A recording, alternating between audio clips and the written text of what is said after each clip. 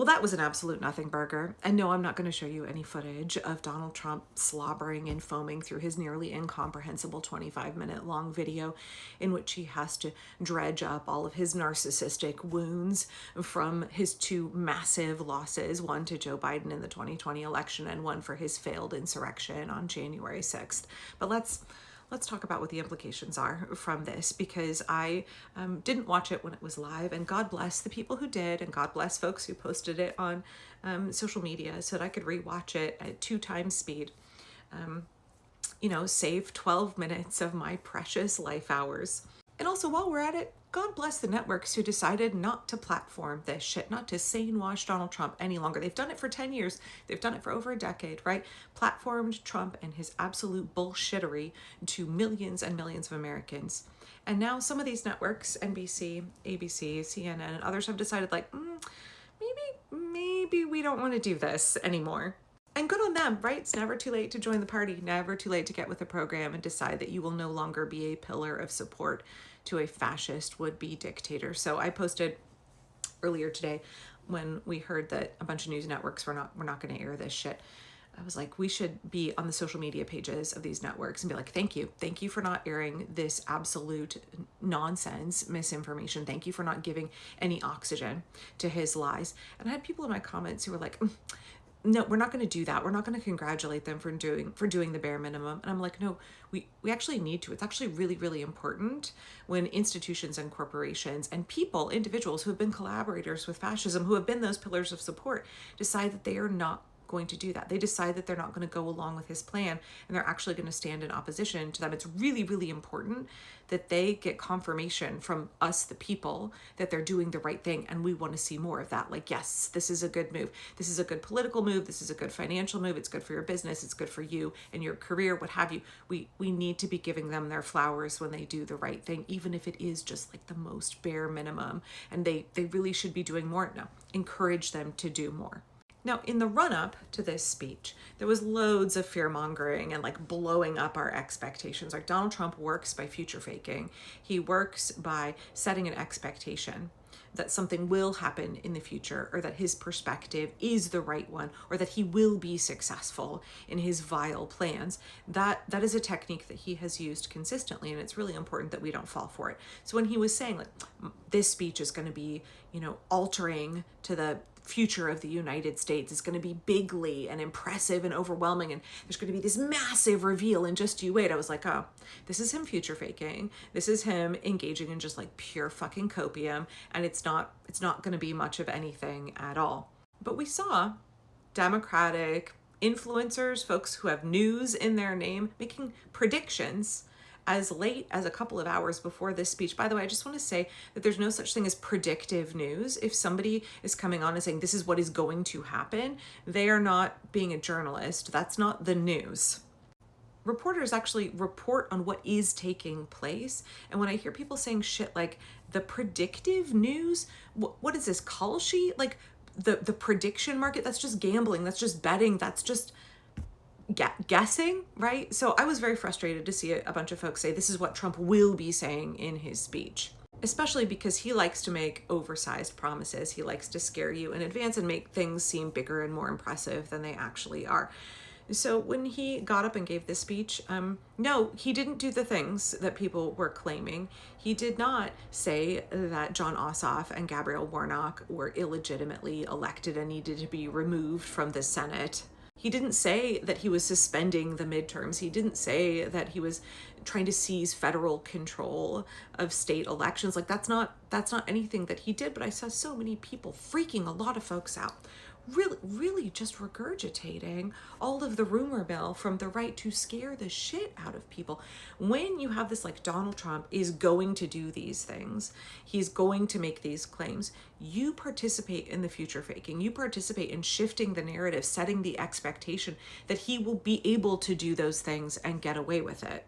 Now, his speech was virtually incoherent. He sort of tried to blame China and claimed that they rigged the election. This is a man who for 6 years cannot let go of the fact that he lost to Joe Biden, which I know that's pretty humiliating to lose to Joe Biden, but you did. Donnie, you did lose to Joe Biden by millions of votes. Who was overseeing federal elections, Donald Trump, when Joe Biden got elected? Who was the president then for that election? Was it you? Was it you? Right, and as Thomas Massey has been saying, it's weird how the fraud comes and goes. I like to say the fraud is fickle when Donald Trump is talking about it, because when Republicans win, there's no fraud, and when they lose, it must be fraud. Donald Trump has been saying that since 2015, that when he loses an election, the only way he can lose is because of fraud. And one of the reasons I have been so frustrated at the Blue Anon folks who have been promoting conspiracy theories around the 2024 election is because we know that our elections actually are very secure. They're very secure. We have had election influencing, but not election interference. We've had foreign governments, we've had billionaire money influencing the voter base, influencing the American people through bots, through propaganda, through paying social media creators, through paying media outlets, through misinformation and disinformation that way. But that's different. That's different. Election influencing is different than election interference, which would be getting into voting machines and doing like vote switching. Or remember when Fox News had to pay out $787 million for claiming that Dominion voting systems swapped votes or whatever, because it didn't happen. And likewise, Elon Musk didn't zap the votes when we spread election conspiracy theories that say that our elections are not secure and that votes are switched and things like that. It gives weight to Donald Trump's claims. All you do is carry water for the fascists, because our elections are very secure. I mean, Donald Trump tried to get Georgia to find him 11,000 votes in 2020. He was desperate to get the results of the election overturned and fraudulently declare himself the winner, and it didn't happen. He's really a triple loser because he lost the election, he lost his attempt to cheat after the election, and he lost at his insurrection on January 6th. Trifecta, loser trifecta. And he can't fucking let it go. So 6 years later, he's up there rambling. He's still angry. It's just like narcissistic injuries that he cannot heal from, right? He has been willing to destroy this whole country because he is so big, pissed off, mad about losing in 2020 over and over and over again. And he's trying to punish all of us.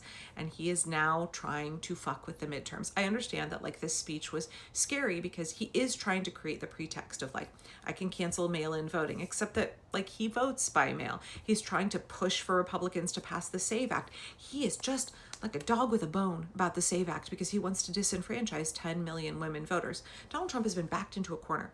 Republicans have backed themselves into a corner where their only option is to try to derail the midterms through whatever illegal, unhinged, ridiculous, and or violent means. They have no other options left to them. Because if free and fair elections are allowed to happen and the votes are counted and the duly elected representatives are sworn in, their fascist coup is fucking over. It's over. And we all need to be aware of the fuckery that they're going to get up to. It's going to get much worse between now. They're going to continue to escalate, right? Those extinction burst behaviors are going to escalate because they are so desperate. They have no other options open to them. But I didn't actually find this speech to be all that scary, and I don't think it actually benefited Trump and his attempt at all. He looked incredibly weak. We saw major news networks willing to stand up against him and refuse to air this speech. A huge blow to his power and control over the media. That is massive. He also looked tired. He sounded confused. He sounded petty and silly and embarrassing. And I know he's trying to whip up his base, but he doesn't have $1.776 billion of a slush fund anymore to pay them.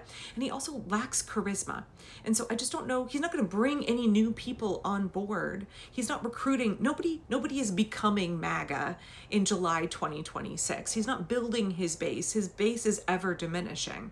He looked diminished. His actions tonight will diminish him further. This is a lame duck, sad loser of a president.